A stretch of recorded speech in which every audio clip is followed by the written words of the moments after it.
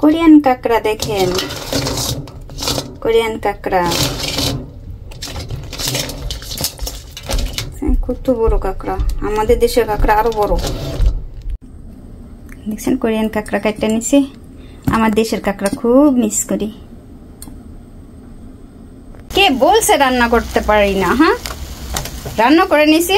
কাঁকড়া কচুর লতি দিয়ে সুন্দর করে ভেজে নিয়েছি। দেখেন তো